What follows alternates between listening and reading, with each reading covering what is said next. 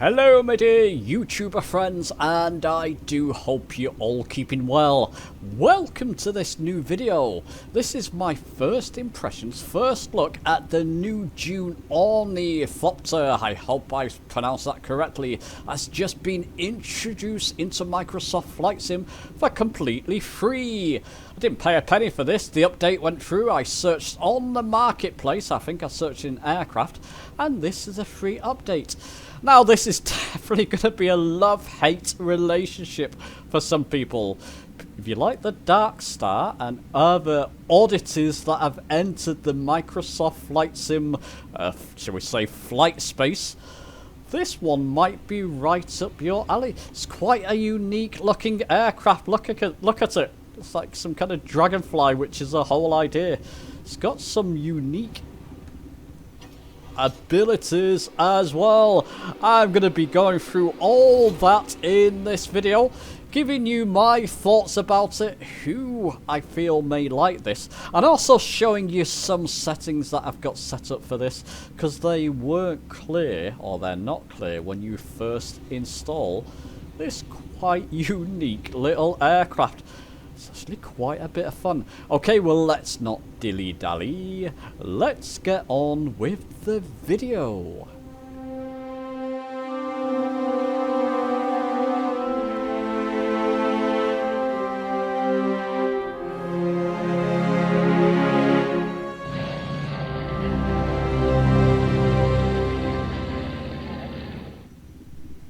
Well, okay, let's start with giving it a flight test and giving you my first impressions. So what I'm going to do, I'm set up at London City Airport, Hoddesdon International, runway 27.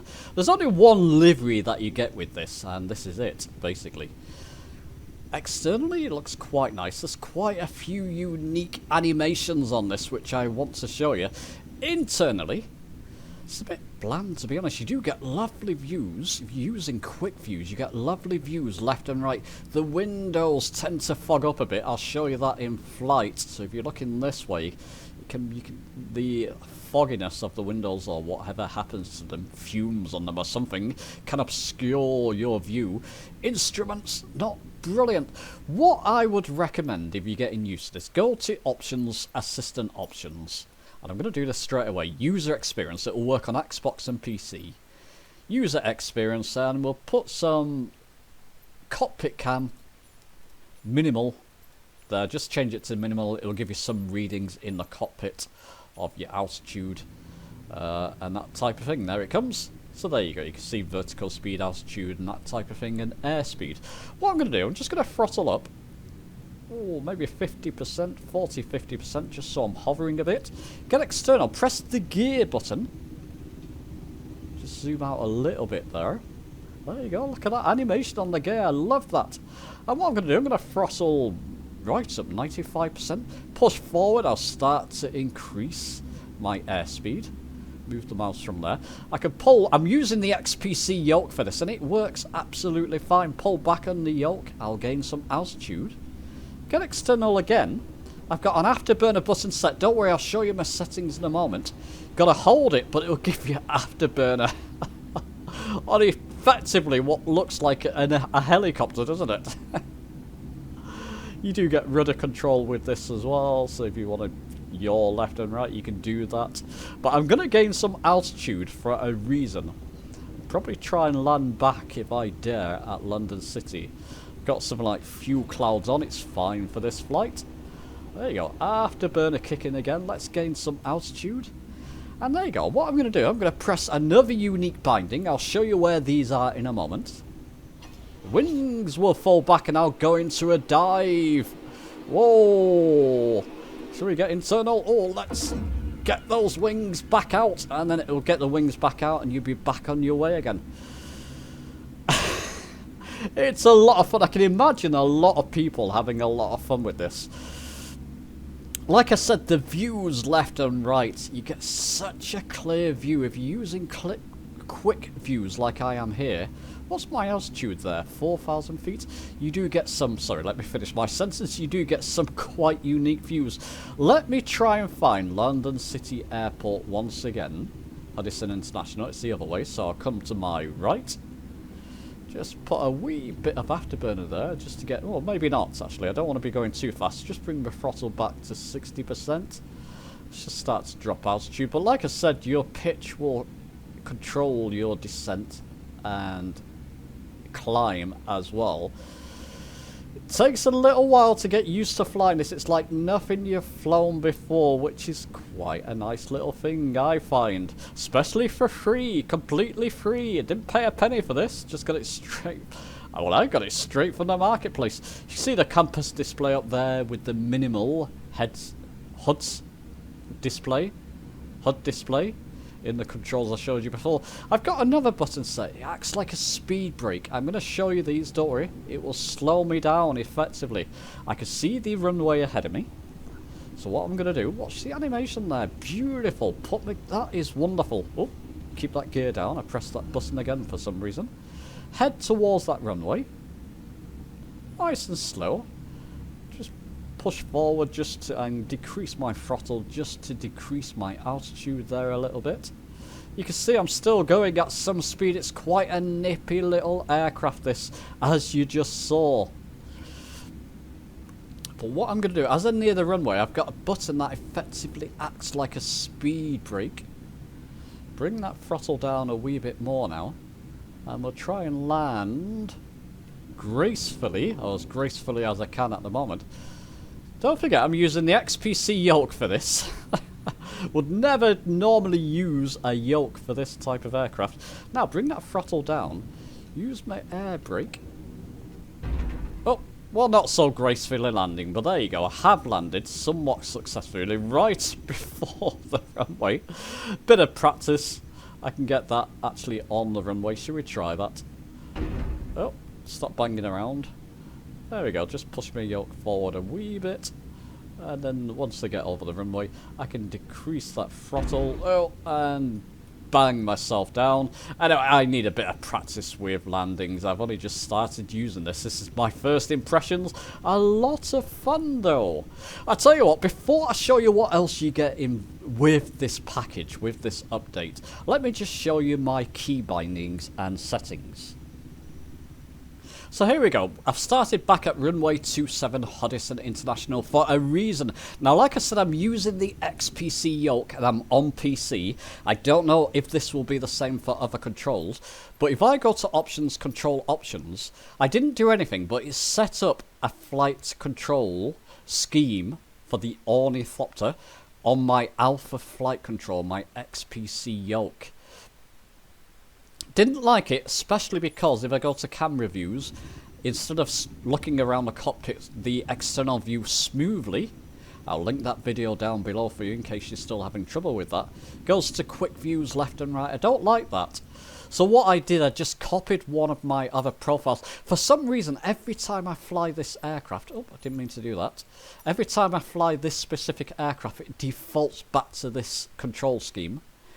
But I've set up my own control scheme, Orni profile, and one for the Logitech throttle quadrant as well. I'll come back onto those in a moment. Press apply and save. Go back, resume. Now, I can look around smoothly, pan around smoothly in external view, and a lot of the other controls that I had set up are also there. But let me show you other controls. This may confuse other people. It's bound to be questions I'll get on this video. So I'm going to show you now. What I've done, I'll go on the throttle quadrant first.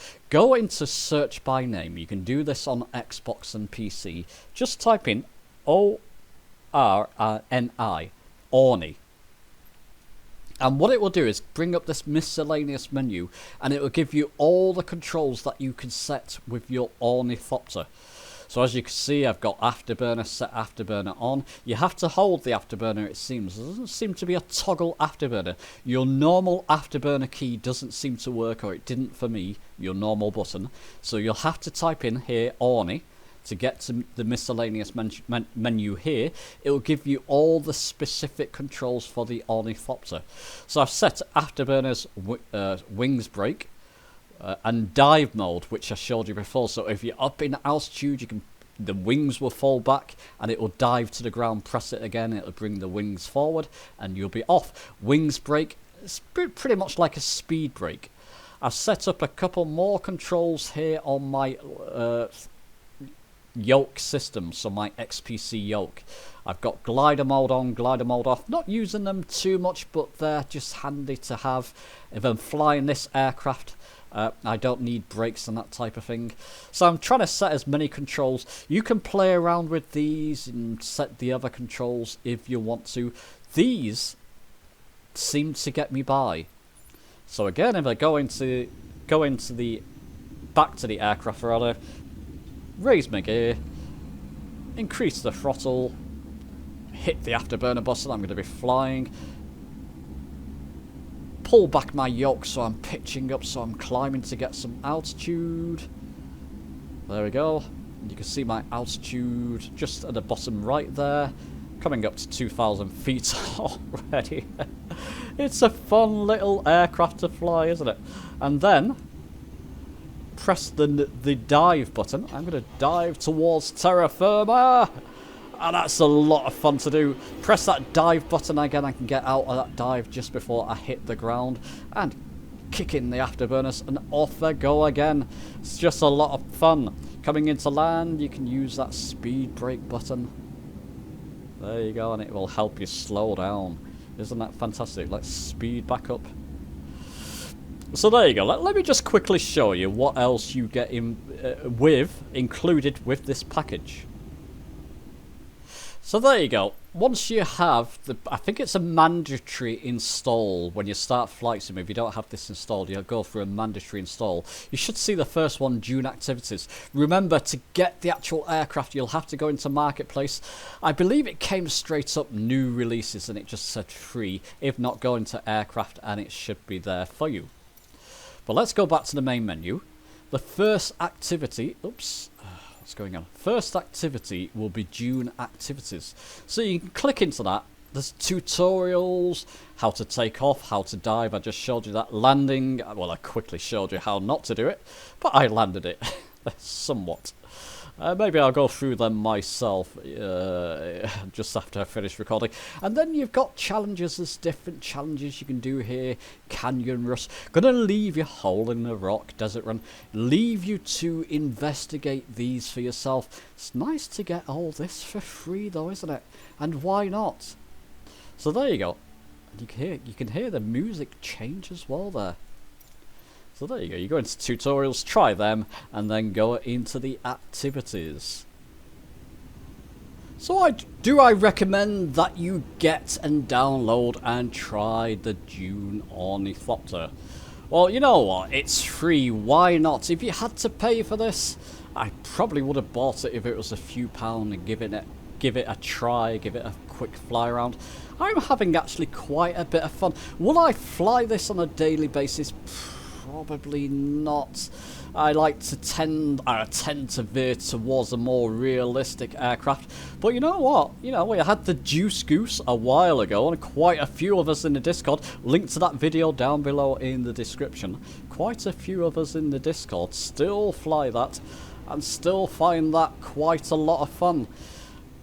And there's bound to be people who think the same about this. I'm going to give the activities and tutorial a quick go. It's enjoyable if we do some kind of quick group flight in the Discord with this. I won't be against that either. Just a bit of fun. It's appealing to a wider range of audience, and that's what flight simming fun is all about, isn't it? If you like your realistic aircraft, that's fine. I do myself. I do like to have a bit of fun sometimes, and this is it for me at the moment.